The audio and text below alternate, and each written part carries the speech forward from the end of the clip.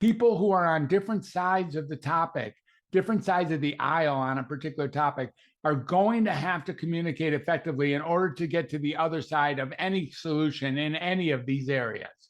So it's going to take courage, and it's going to take a complex listening. We're going to have to be able to, be able to listen to people who have things to say that are different than what we think about things. Somehow I've had people tell me, if you were them, you would do and think everything that they say and do. Yeah.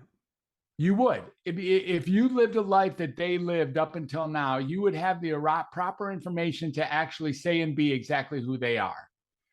Can we be compassionate enough with the people who disagree with us, who are directly oppositional to what we have to say, and actually give them the time of day to listen to what it is that they have to say and take it in without fear of contagion?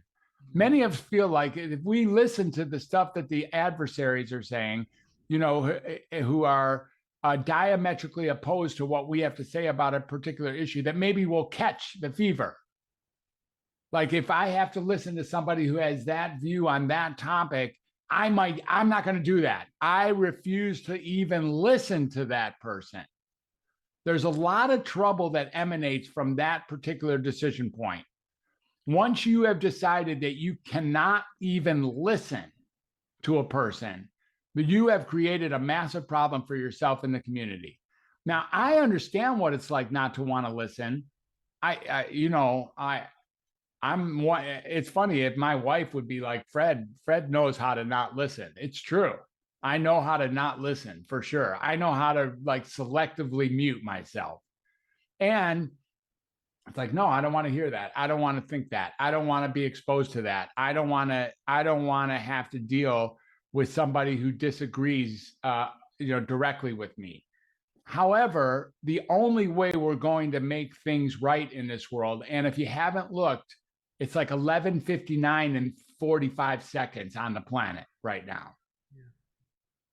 If we're going to do anything in these next 15 seconds to keep this planet alive, one of the things that we're going to have to actually do is be able to listen to each other. If we can't do that, it's curtains, dude. So really, put a fork in it. It's over. We're done. Yeah. I couldn't agree more. And I think social media obviously is not helping. The way now that you can manipulate and take things out of context is not helping. The way that you can find yourself in a silo of just people who are of the same opinion that you are and not even realize it, right? Because your Google search has this memory of, it has a history of what you're looking for and says, hey, you might like this, you might like that. And you end up thinking this is normal, this is the way, I'm right and everybody else is wrong. Look at all the news. You don't even realize you're in this silo. Yeah. And then of course you have this whole, like you were saying, the divide sometimes being so wide and so terrifying with the way that they speak about the other side in whatever the topic may be. It's like you become, if, like you said, you catch something or you become what you say you are. It's almost like you can't be in this conversation or have any of these thoughts and still claim to be like, there's, of course, you've heard like the un-American, you can't say this or have a conversation or consider these things. If you do, you're not American, you're anti-American or whatever. And it's just like, how can, and then it's a difficult space. But like you said, it's so important. Like you said too, about not only having that conversation, but having the ability to not turn off when these topics come up or to dismiss someone when they say something that is of another ideology or whatnot, because you lose so much in that dismissing, right?